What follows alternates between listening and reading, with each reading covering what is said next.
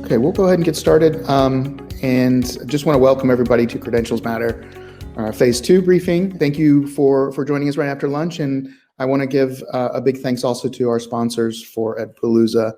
And if you're interested in joining the conversation on social, please use hashtag EdPalooza.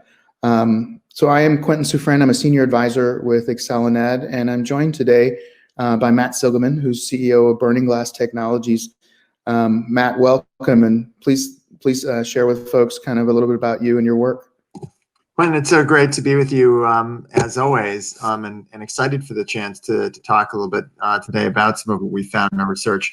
For those of you who aren't familiar with Burning Glass, our work is in mapping the landscape of opportunity by taking a big data approach to understanding what jobs are in demand and what are the skills and credentials that unlock those jobs. And looking forward to sharing some of the insights we've learned about how credentials are creating avenues to opportunity for students.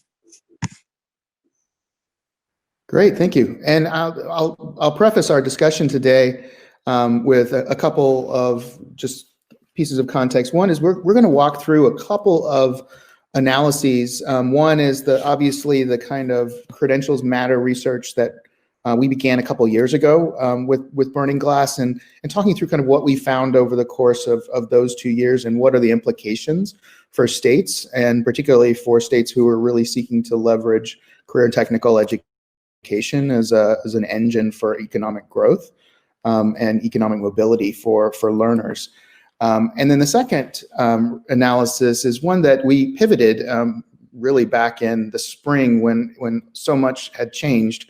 And from the disruption of the pandemic, and wanted to, at least for a snapshot in time where it felt at least unprecedented. I know there have been historical pieces, but where almost the entire economy shut down. And so we wanted to understand kind of what happened during that time between March and May in terms of the labor market, and what are the implications, or how can we extrapolate some of what we found to occupations that are commonly used or associated with CTE programs. So our phase 2 work is those things, and I would just I'd be remiss by not saying that if you're interested in learning more about this, part of this partnership has been credentialsmatter.org. And that is kind of the interactive website where you can find not only the research that we're talking about today, but research around some of the long-term impacts of credentialing on students down the road, and also state by state where we had data of analyses of credentials in terms of their alignment with the labor market, and also kind of the how states are collecting this data and really thinking about credentialing through their policies. So I'll start with the first piece, and then we'll hand it over to Matt. So our update, I should say, really is focused on a few research questions. And I should also say that in this case, we were very interested in industry recognized credentials because, as many of you know, they are being talked about, whether they were in our session this morning around the digital divide, or whether they have been incorporated into school accountability systems in terms of college and career readiness indicators. And in some cases, states are financially incentivizing institutions and schools to make sure that students attain specific credentials that they feel like are valuable to the economy. So in that way, given that there's been a lot of buzz around credentialing, we wanted to find out kind of like, well, what is the state of credentialing? Like, what are students earning? And how are states collecting this data and so forth? And what we found in just kind of the scratching out on the surface is there was a lot of unknowns. And so this project, Credentials Matter Phase 1 and Phase 2, was really launched to help understand the landscape and look at these research questions around the collection of data, who's earning which credentials, and how do these credentials align with employer demand. So A couple of, I think the easiest way to understand what we found is we did this over 2 years worth of time because one, we recognized that states were really starting to think about credentialing and up their game in terms of what they are offering and collecting in that way. But I think when we looked at the quantitative data, our initial scan, we were able to collect 24 states worth of data. 28 states we knew were collecting this data.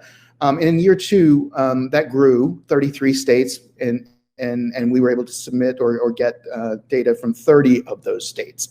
So at a high level, that's still a large grouping of states which just aren't intently looking at or collecting this data in aggregate. And that is a major finding, I think, that should be a wake-up call to many state policymakers, because it's, we're of the firm belief that if you don't know what's going on, it's really hard to target resources and efforts to make sure that you're getting the outcomes from these programs that you think you are. So we've seen growth over those 2 years of time, but still a fair number of states which either aren't collecting this data or aren't collecting this data in a way that is usable or reportable. The second piece on that I would just hit on is that data collection is one piece, but reporting it and making it transparent to educators, families, and students is another. So while there are 30 states out there that we were able to collect, or 33 doing this, that number is far less when you think about how easy it is to access this information and understand what these credentials are and whether or not they're valued by employers. The second major finding, which did not change, is that we found that states, when we think about industry recognized credentials, and this is largely in the K-12 space, but also I think a little bit in the post-secondary space, is that there aren't consistent definitions about what constitutes a credential. We found things like assessments being counted as an industry recognized credential. In some cases, states are looking at the military entrance exam, the ASVAB, and calling that a credential, for example, or ACT work keys. And we're not the credential police by any means or shape or form, but I think what it does raise is the fact that there isn't a set of consistent definitions around what constitutes a credential, and that makes it hard to communicate the value and what actually schools should be offering, or what counts in some ways. In many cases, we found that credentials and job listings, again, no change. They're not. There's an employer signaling issue here. That in many cases, there's still somewhat of a disconnect between what employers are asking for and what they're communicating in terms of credentials. So they might have job postings where they're basically asking for a credential, but they're not listing it in some ways. So welding's a great example of this. Job advertisements for welding, which typically require a credential, but they're not putting that in there. Or they're not putting the specific credential they're hiring for in there. And so that makes it, again, difficult for schools and training programs to know, exactly what's valued. But I think, obviously the biggest takeaways that we've found in this area are really around alignment. And that is that no state was highly aligned in terms of what students were earning vis-a-vis demand. And I should say demand for us is twofold. One, it is the what employers are asking for in job postings as found in Burning Glass's analyses and through their labor analytics tools. And second, we did add a wage threshold. So we're talking about education to workforce systems here.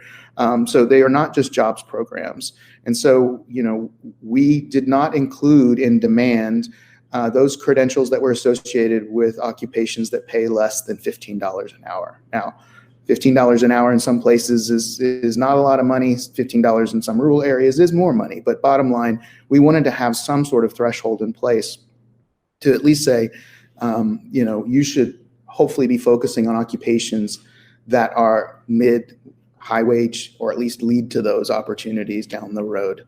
And then finally, I think the biggest, we set out to try to find more information about post-secondary data. And in this case, I'd like to say we were unhappily surprised, but frankly, there was not a whole lot of surprise in some ways. We were able to collect data from 4 states, and I'll talk about why the barriers exist for those in just a moment. But I think it's a huge opportunity here to fill a gap. And in many cases, we know that post-secondary institutions, it's not that they're not necessarily awarding credentials, it's just their how they're measured and kind of what they care about in terms of metrics are not necessarily the same as collecting that information and reporting it in aggregate form. So, in thinking about the collection of data, we do unpack a little bit when it comes to quality here. So you have states across the nation that are collecting data. The ones in dark green are those from whom we were able to, we know that we were able to get the post-secondary data. Everyone in green is a state that is actually collecting data. There are some that have lists, that those are the ones that are grayed out so that they are, they have a list of promoted credentials. And then some that are in gray, like Michigan and Arizona, that we know that they're going to start collecting that in the next year. But I say this is important because we know that this is going to grow, especially with Perkins 5 coming into play and many states selecting credentials as one of their quality metrics for that. So we know this is going to grow. And I think that's what makes the kind of right side of this picture really important, is that most of the states still are relying on self-reported information. So this is a school or post-secondary institution just submitting in at the end of a year, typically, how many students earned which credential or which students earned a certain credential. We are seeing a growing number of states. It was just 4 in year 1, but now 11 that are taking the step of negotiating data sharing agreements with credential vendors. And this is critical because it allows the states not only to get that data directly, so it's of higher quality, but they're also able to ascertain, not just what was earned, but how many attempts that students made. Right? I mean, how many attempts did it take for them to actually earn that? Because that says a lot about the training and quality of the program to know if, like, oh, they passed it on the first or second try versus it took this student 5 or 6 things. With that brings into a question about whether they actually learned the material or just got better at the test. So all of those pieces are important when thinking about data quality. So when we looked at what type of credentials are being earned by students, and this is specifically in K-12, one of the things that we found is, and we created these categories just to help organize our kind of ability to communicate what's out there. And if you look at them from top to bottom, the top these are the types of credentials that are most recognized by employers. So think about licenses. All the healthcare fields have licenses. You need these jobs. I mean, you need these credentials to actually be employed or be hired. Certifications also are, valued. So those are your CompTIA, your cybersecurity, all of these pieces where they represent a pretty important set of knowledge. K-12 is a bit different because there is a large number of credentials that fall into this software bucket. And these are your productivity skills. They are things like Microsoft Word, Adobe, the Adobe suite of pieces. And they are skills and credentials that have value in terms of the labor market because they do represent those skills that are often asked for in job postings. However, I think the difference here is that employers aren't necessarily asking for you to have the credential itself. So it's slightly less valuable in that way. And then the bottom 2 are really kind of the lowest value to employers. And those are, 1, general career readiness. These are things like basic first aid, OSHA 10-hour. In and of themselves, they might be required for something more, but there's a lot of assumption and not a whole lot of answers in some cases as to whether states that have high numbers of students who are earning basic first aid, are they actually going on to do something else with that, or is that the end of the road for them? And then finally, the CTE assessments. I mean, and these are things that we're not saying are not valuable in a curricular or fashion. They might be. They are tests, basically, of knowledge. But in general, they're tests that are created by states, and they're just not valued by employers because employers don't know anything about them. So in this case, when you have almost 1/3 of all of the credentials, and we collected 1.3 million in number, almost 1/3 of those fall into those lower buckets, or 1/3 of them. then you can see that there's a large room for growth in terms of making sure that states really take a hard look at what they're leading to and whether the assumptions they're making about them are actually true.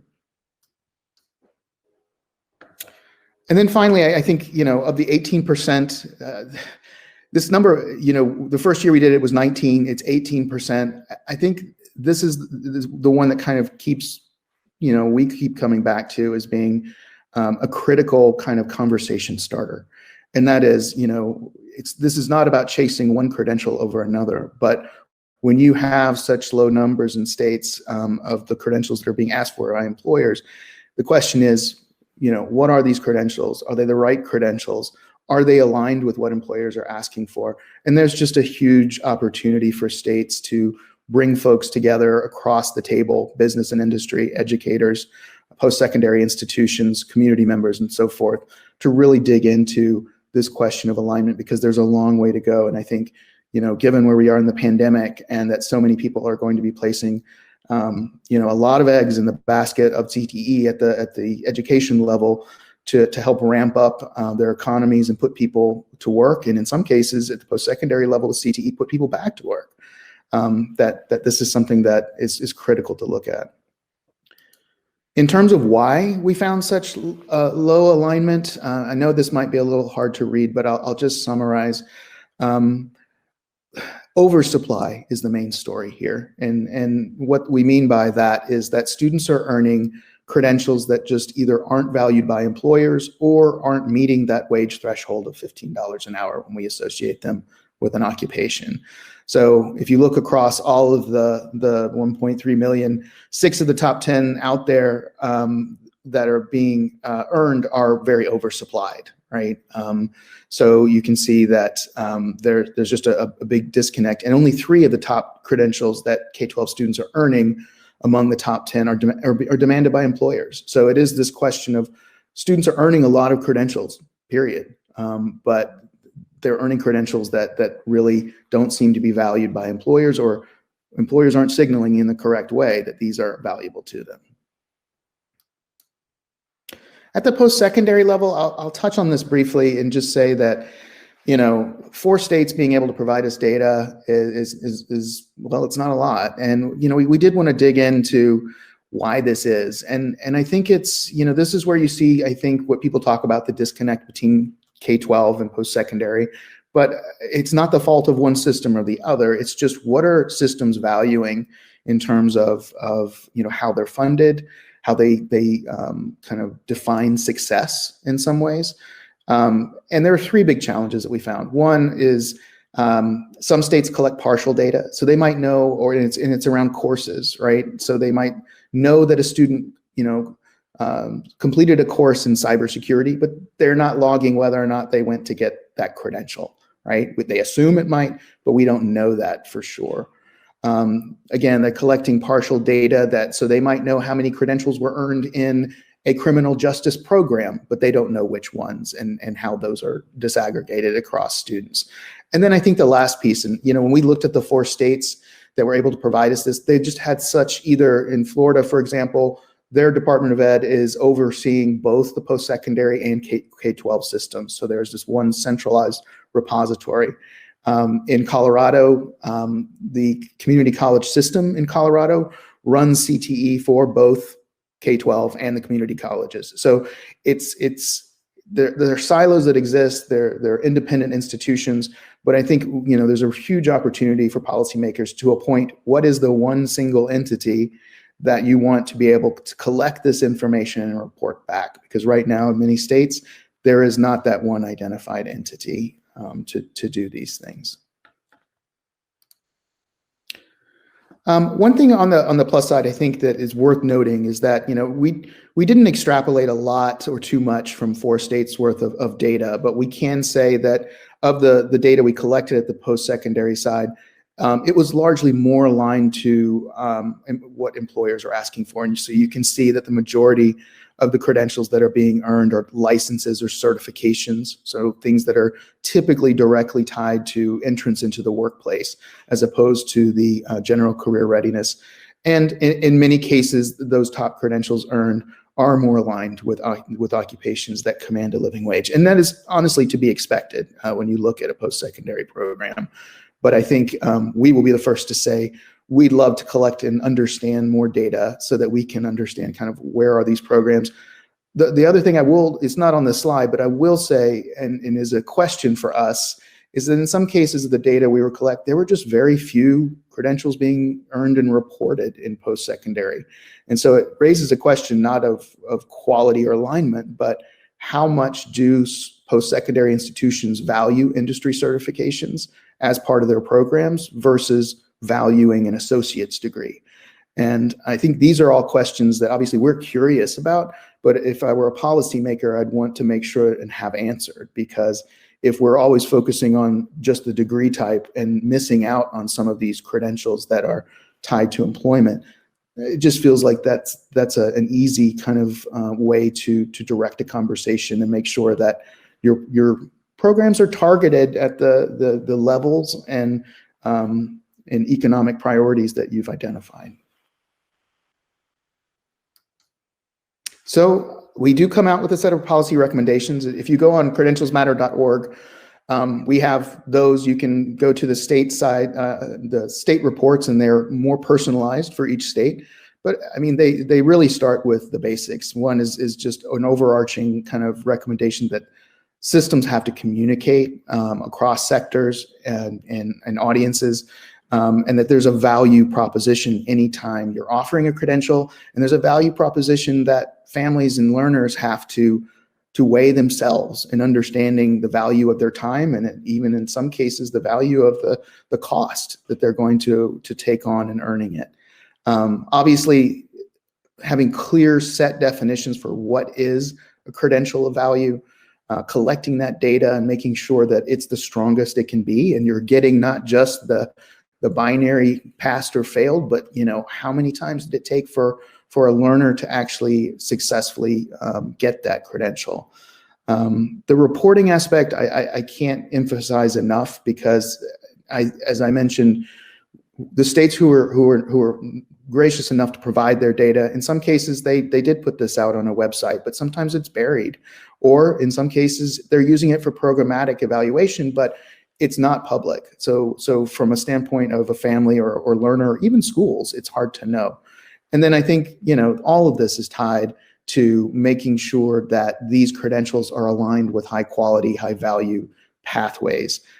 Because, we think about CTE, it's bigger than credentials, but credentials are one of the more concrete outcomes that we can point to and understand whether or not, these programs are being successful. So this is a great place, I think, Matt, to hand off to you and walk through kind of what we found in our second case study. Well, thanks so much. And I think this second case study is meant very much to build on all of what Quentin just described.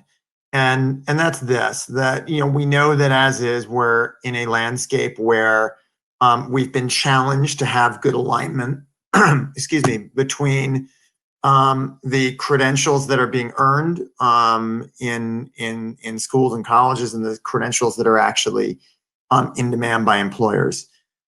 Now, the world of COVID-19, over the very strange alternative universe that we've all found ourselves in over the last 8 months, 9 months, has not only challenged each of us personally, but it has, of course, also totally reshaped the job market. And so, as is, we came into the pandemic with significant misalignment between the credentials that were being earned and the credentials that are in demand. And all of a sudden, the pandemic changed that, changed things yet further. And so, the question that we asked ourselves is, could, given those kinds of changes, how should policymakers and educators be thinking about the kinds of changes that they need to make in terms of the credentials that students should be earning in this environment?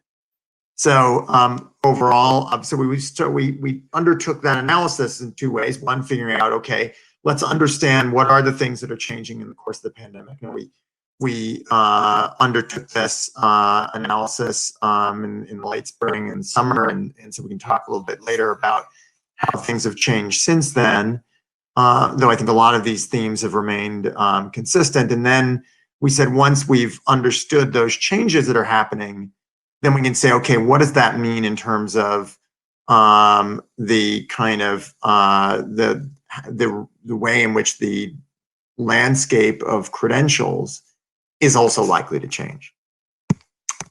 So what we did, I mean, from a methodology perspective, was we just looked at how job postings are changing. Again, Burning Glass's work is in collecting millions of job postings every day and understanding and categorizing them in a myriad of different ways. And so first we want to just understand how that was changing and to undertake the analysis by the occupations that were involved, the career clusters involved, and the credentials. And then what we also wanted to do to understand what are the jobs that are most likely to come back, we looked at a couple of factors around how much automation risk various roles have, how much physical proximity various jobs demand, and whether those jobs, whether the credentials were leading to jobs that are those for critical workers. This is, by the way, a particularly salient analysis, not only because it has long-term impact, but some of these sorts of things, like, for example, critical worker destination and physical proximity score, which may be specific to the pandemic, nonetheless are very germane to students who right now, for example, are in the class of 2021, or frankly, the class of 2022, for whom these kinds of labor market characteristics, the pandemic-driven characteristics, are likely to be relevant. So we then said, let's look at, so again, let's just first start off understanding the extent of change. And, I think we saw into the summer a really breathtaking decline, over 41% peak to trough decline in job postings activity. And so that in itself means that we have to prepare students who are graduating into a maelstrom to be able to be that much more competitive, to be able to have that much more credibility around the skills that they've acquired in their education if they're to make successful entry. And so I think it raises the bar. Obviously, this has recovered somewhat since, but it varies a lot by sector. And you can see at that point we were undertaking the analysis. On the one hand, you can say, okay, well, 41%. I think you could look at that. First of all, I think it's important to recognize that some sectors, even as the market overall was down 41%, there were some sectors that were faring considerably better than that, some that were faring even worse. But I think the other thing to bear in mind about understanding the kinds of ways in which the pandemic reshaped the job market is that the class is half empty, but it's also half full. So even at the absolute bottom of the pandemic-driven collapse in hiring activity, there was still actually a lot of hiring that was going on. And that's something that's really important to remember, because it's easy to say, oh my goodness, these students have no chance. There are, even in the very worst days of the pandemic, 60% of normal hiring activity was still going on. And so the key is making sure that we always understand what is that hiring activity, and how do we make sure that students are well positioned to the places that are strongest, to the parts of, to the careers that are most resilient, most durable, and how do we make sure that they have the qualifications that put them at the head of the line.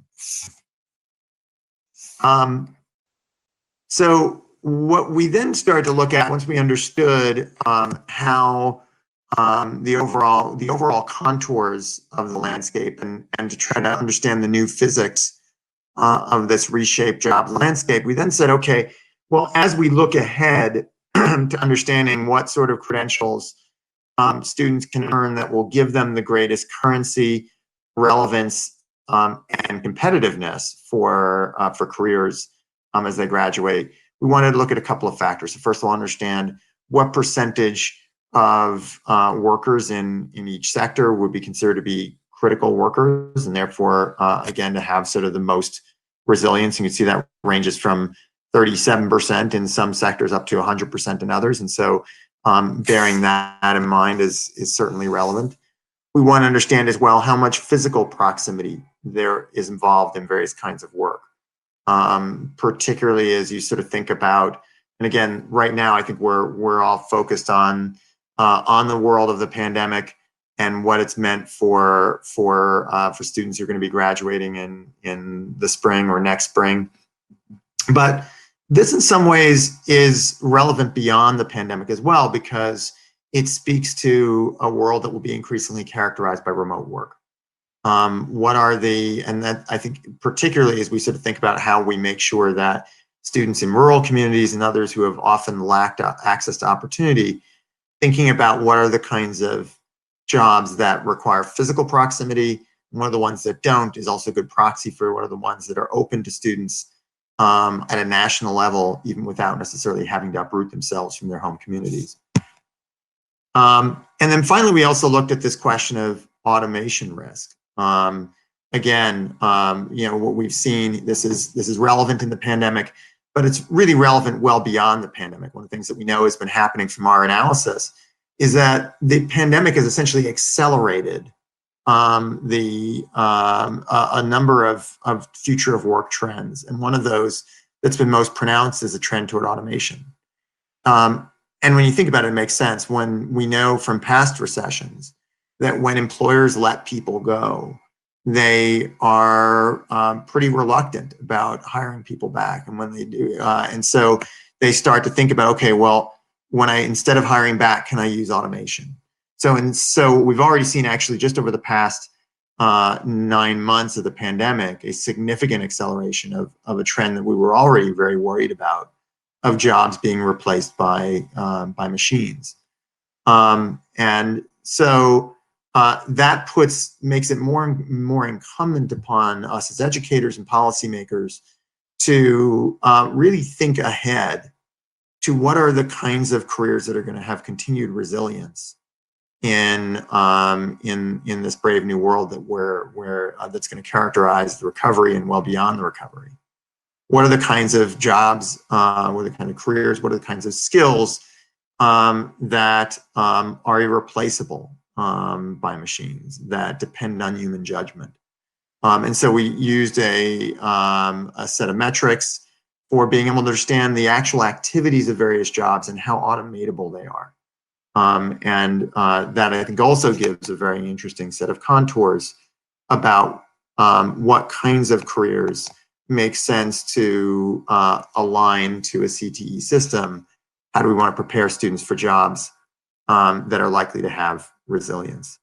So I think, overall, I think all of those speak for themselves in terms of the key importance as we think about what credentials are likely to not only be in demand today, but be in demand tomorrow, not only to be in demand today, but be relevant to the careers that offer the greatest opportunity and mobility into the future. These sets of metrics are relevant well beyond the immediate crisis. And I think we are keen to continue in this analysis to look at a range of trends around remote work and others, which we think will also be key to defining the opportunity landscape going forward, and therefore what credentials will be in demand. And Quentin, let me turn back to you. Sure, thank you, Matt. Yeah, I think there's all of what Matt just kind of walked through and emphasized really underscores, I think, some recommendations. These are not new. I mean, these are recommendations, but they certainly add to the urgency of, increasing the use of labor market data by stakeholders. And, one of the stakeholders that we would definitely add to the list is not just families, parents, but counselors, those advisors, folks who can really help them make those job decisions, and also factoring in the type of labor market indicators such as automation risk, those sorts of things. There are lots of ways to think about demand, but the different types of questions around the durability of occupations is becoming increasingly important as folks are thinking about not just a pandemic or some sort of health crisis, but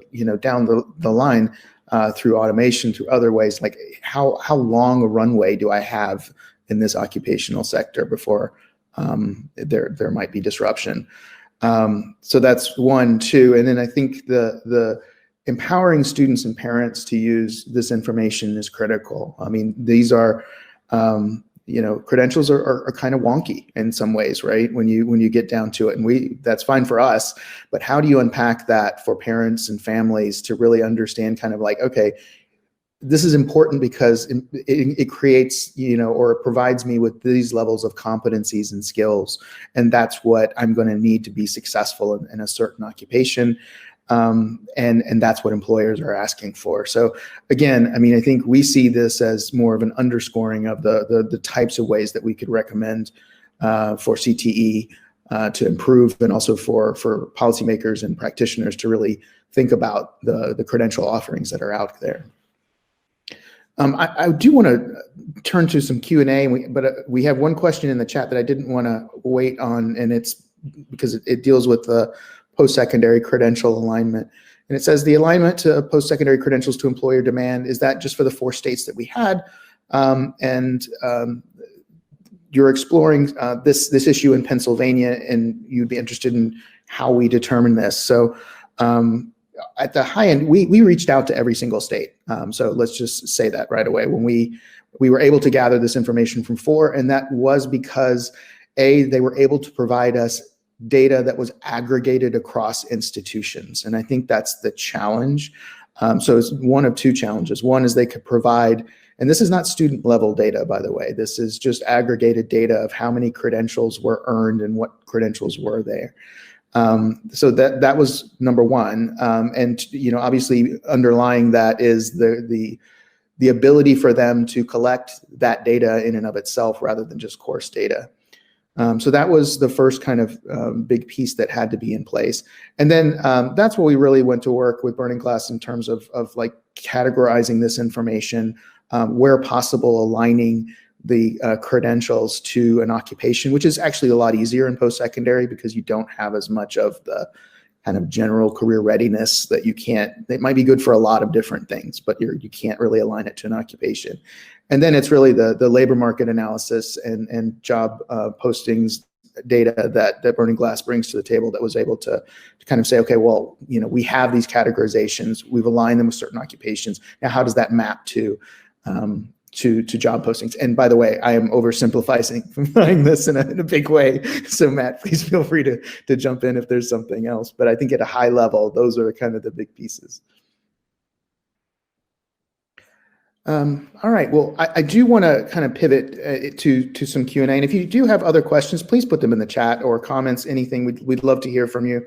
But I wanted to kind of pivot because both of these, I think these studies really are, we hope, insightful for folks now as they are thinking about the future. I mean, obviously, we've had a tumultuous election, but we have some, I think, some clarity in terms of what's going to happen, whether it happens before this year ends, but certainly afterwards, in terms of states really focused on, yes, getting people back to work as the vaccine distribution ramps up. But also there's going to be a pretty big infusion, I think we can confidently say, of federal dollars coming down the pike. And there's going to be a rush to, well, do one of things. One is spur employment, put people back to work, ramp up training efforts at the K-12 and post-secondary levels. And then there's also a lot of budget holes that are going to be tried to be filled. And you can't do all of it. But Matt, I'd love to get your thoughts on kind of like how well poised and what do states really need to think about as they get this infusion of what I should say is one-time money, or maybe we'll see it again, but so that they can really maximize the impact of that. And I know you guys have done some work here and learned a lot about how well states are poised to do this work. So I think there's really 2 sets of questions. First of all, that I think underlie this, and I think to your point, actually what we've seen in this analysis, even before this, sort of the change in the policy landscape, is that we know, again, that we're coming into that historically, and you pointed this out before, a lot of what, in fact, even sort of triggered the questions I think we've been asking is we saw post the reauthorizations of the Perkins Act, a lot of states starting to spend significantly on CTE programs. And the question is, okay, is it aligned? And I think we're going to wind up needing to put even greater focus in the year ahead as we, as we come into the new year with an administration who's, building a policy agenda around building back better, recognizing that there's a significant need to invest in credentials and in work opportunity. And so what we need to make sure is that we learn from what we've seen already in the credential landscape, which is to say that just putting money into solving problems doesn't necessarily get us the kind of outcomes that we want. So I think there's two sets of questions then, right? One is, how do we make sure that we have that kind of alignment going forward? What are the sets of policy frameworks, the policy structures that can assure alignment? And then number two, what are the jobs of the future that we want to help people prepare for? So with regard to that first question, right, I think there's one of the things that we've learned, and again, when we see the states that have been doing this best, some of what they've done is, again, make sure they're centralizing data collection. But number two, I think it really comes down to having a set of standards. There's actually a policy framework for how, whether these are being assessed centrally at a state level, whether being done by individual school systems and community college systems. What are the sets of criteria for what defines a credential that's of value? And that needs to include not only the amount of demand, but whether that's a credential that unlocks jobs that are living wage jobs. It has to reflect as well the ongoing mobility that people can have from those jobs. Interestingly, we did an analysis with Jobs of the Future, I think it was last fall, looking at the landscape, essentially creating a typology of middle skill jobs. And what we found was that, because there's obviously a lot of jobs that industry partners are very important industry partners that they're very enthusiastic about. But the question is, which ones provide mobility? Which ones are springboards to opportunity? Which ones may not have tons of mobility, but provide good pay and stability, which is certainly a good outcome for a lot of students, and which ones provide neither. And sometimes we found with some of the jobs that we were expecting to be the best springboards or to provide good stability, actually, if you look at it over a longitude of somebody's employment, didn't. So I think number one, you have to look at, kind of what are those credentials that are of value, both in terms of, do they unlock well-paying jobs, and are those jobs in demand, and then do those jobs provide upward mobility? I think the second factor here is the question of what are going to be the jobs of tomorrow? We were talking a few minutes ago about how much the pandemic is changing. And how much it's created, a new physics around the opportunity landscape for students.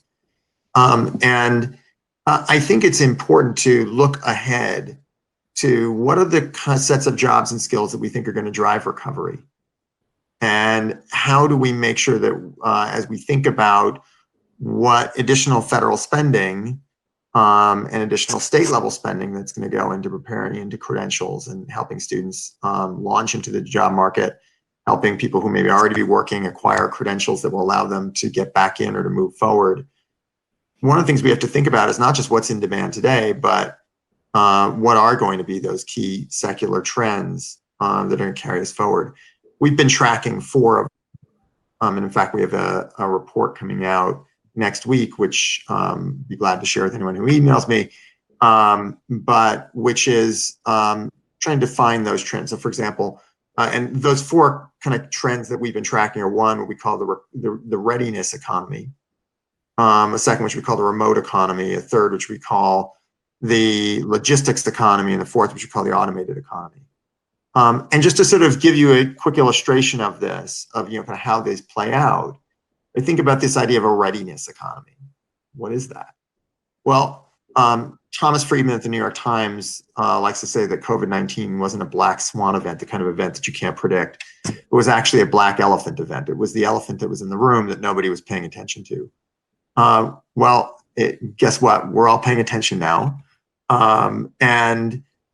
So one can imagine, without too much leap of faith, that both industry and government will be spending a lot more going forward on readiness. Not just readiness for the next pandemic, God forbid, but also for physical infrastructure failures, for cyber attacks, for environmental catastrophes, the list goes on. Okay, when you think about that, there's a set of jobs that are going to be involved in that readiness economy. There's a set of skills that are going to be key to that readiness economy. So if we think that there are things like, likewise, the remote economy, we're having, unfortunately, we're not together in Nashville or where we might have been this year, but instead we're having this on a remote platform. There's a set of jobs involved in maintaining and developing these remote platforms. There's a set of, there's all different sets of kinds of work that are now accessible to people in rural communities through these remote platforms. What are those jobs? And when you think about that, then we can work backwards and say, how do we invest in credentials as more funding comes into this that will actually have value for years to come? Yeah, that makes a ton of sense. And I think, one of the things that I hear you saying underneath all of that is that states really need to think about the structures for these types of infusions of cash and programs. And it makes me think of, there are several states that I think have done a good job of this. I'll brag on a couple. I know Florida and Indiana both have identified kind of what are those stackable credentials, particularly the post-secondary side that folks can earn. And so when you get an infusion of cash, you're pushing them in the right back way. Where, as I've talked to folks in other states that are, that the CARES money or GEAR money that came through was funneled through and I won't name names, but through the kind of old school workforce boards or those sorts of things. And it was much less clear whether those were reaching kind of the intended outcomes, right? Whether they were going to programs that are relevant now or will be relevant later, and even some lack of transparency of that. So it feels like there is a huge opportunity for states to think, and policymakers to think about, what are some of the targeted areas and systems and infrastructure you can create pretty quickly, frankly, because you've got institutions, I think at the post-secondary level too, that are really thinking about, how am I going to, we haven't seen the outcomes of budgets coming up, yet. This is going to prolong that, but how can we pivot? How can we, make sure that we are a part of that? I will say on a positive note that I think that in our work, we've talked with governors' offices and legislators and other partner groups in states, that there seems to be, outside of the assessment and accountability data, concerns that we see in other areas of education, that there really is a coalescing kind of spirit of wanting to collect and understand the data and outcomes associated with these programs. And that is a huge opportunity, it feels like, because this is work that typically you're not asking for $1 million of investment to do. It's really, asking agencies or institutions to, work together or submit information, or more importantly, for folks to come together across sectors and at least start to articulate what their vision is for success and outcomes, so that they can know which data to collect. And so our hope is that in the next legislative sessions, we'll see more folks be interested in that. I want to flip it a little bit, and if there are other questions, let us know. But Do you see any kind of early low-hanging fruit in terms, if there is such a thing? I mean, one person's low-hanging fruit is another person's arduous task. I get it.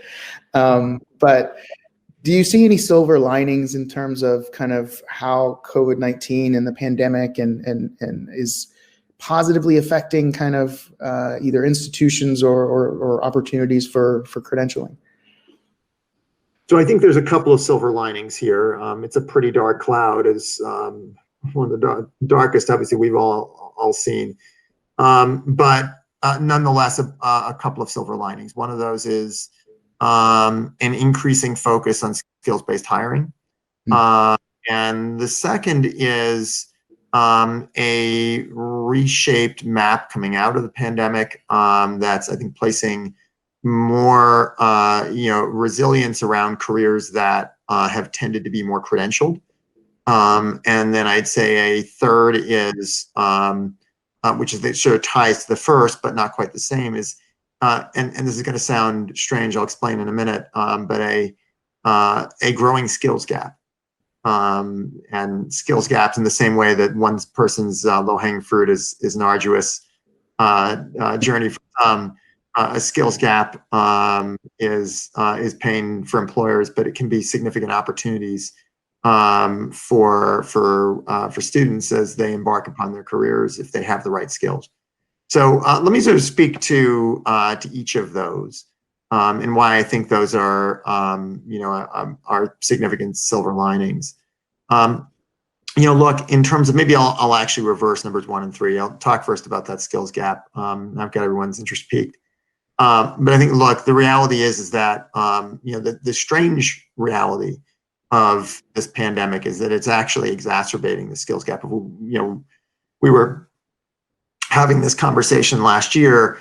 This whole conversation would have been about the skills gap. There's this huge skills gap in the U.S., and yet students aren't acquiring the sets of credentials that they needed. And you would think with tens of millions of Americans sidelined over the course of this pandemic, that the skills gap would be a thing of the past. And actually, we're seeing quite the opposite. At the same time that so many people are sidelined, the skills gaps are getting more severe. I think some of it goes back to what I was saying before about automation. When you've got a set of when employers start hiring back, and they have started hiring back significantly since the peak. We're still off around 20% from the pre-pandemic. Which is a huge drop in hiring for sure. When you see that hiring start to come back, well, employers don't necessarily hire back for the same people they let go. You've been working in a job for 20, 30 years, or hires back, they're going to want to hire people who have the future skills that that they're going to need going forward, not somebody who's got this that maybe they could have gotten by with in the past. So the sets of digital skills, the sets of data skills and the like, that as is, there were significant shortages before going into the pandemic, actually got more severe. Now, like I said, one man's ceiling is another man's floor, and that's a real pain point for industry. But there's an opportunity here not only to help industry get the talent it needs, but also to make sure that we help put our students in the catbird seat. Students who acquire those sets of skills that are in shortage, and who can credential those skills so that they can credibly say, I've got them, I'm prepared, I'm ready to come to work, whether I'm graduating high school or graduating college. Those students are able to command premiums. They're able to go to the front of the line. And so what that's also done is it's opened, and this is where I think you get to skills-based hiring, it's also opened employers' willingness to consider alternatives to degree-based hiring. That there's, over the course, over the last couple of decades, there's been a significant inflation in the requirement for degrees. A whole bunch of jobs that didn't used to require a college degree a generation ago do now.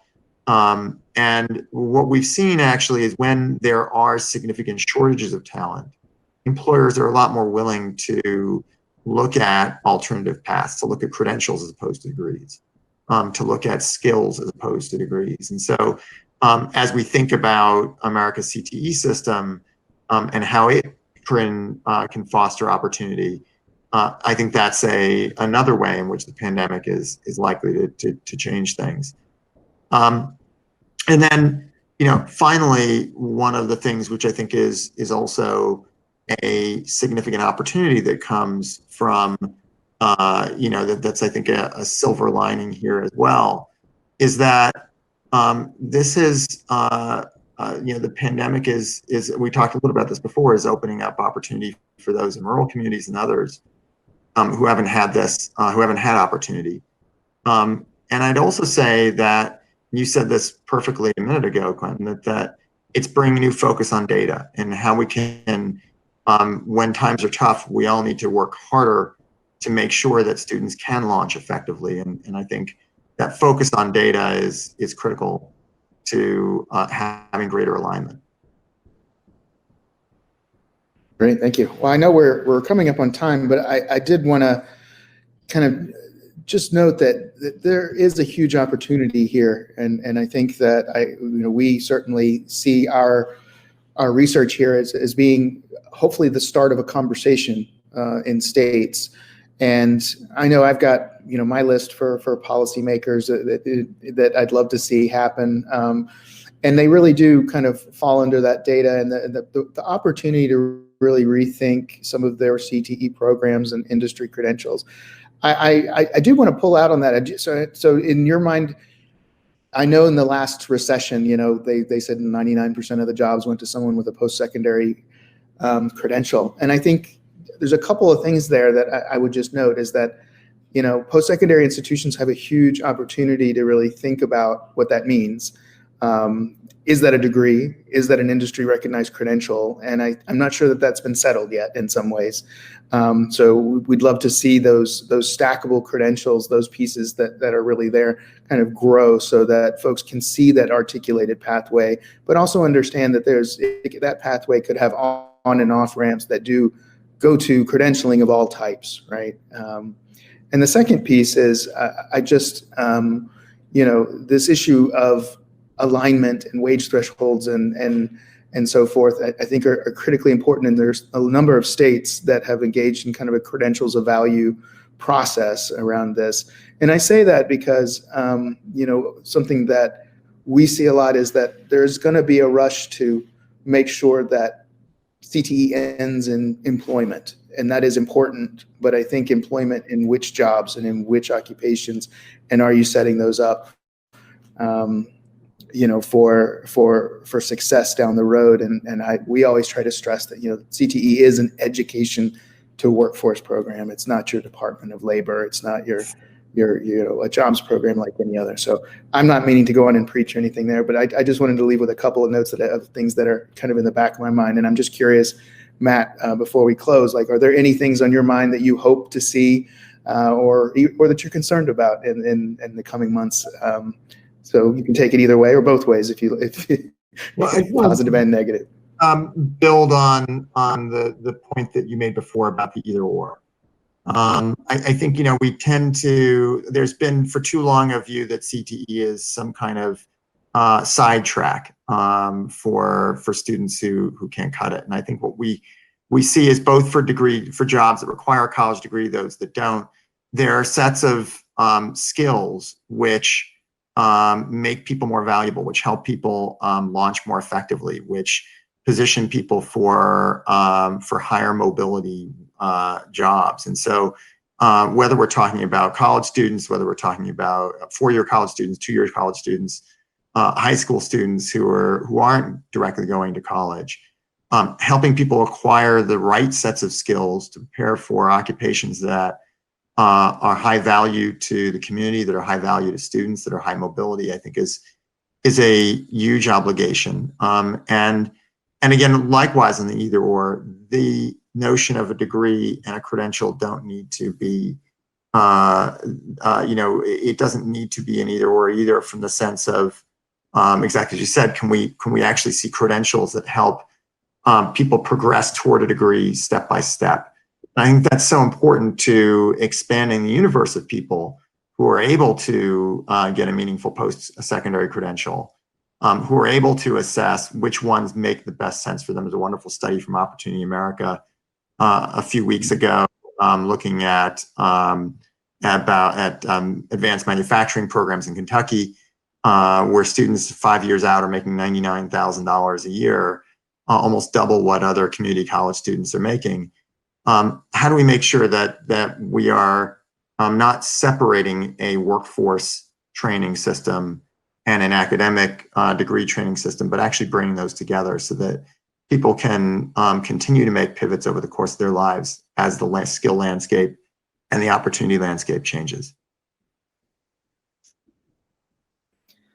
Well, I think that's a great place to leave us with the last word. Matt, thank you so much as always for joining us, and participants, thank you.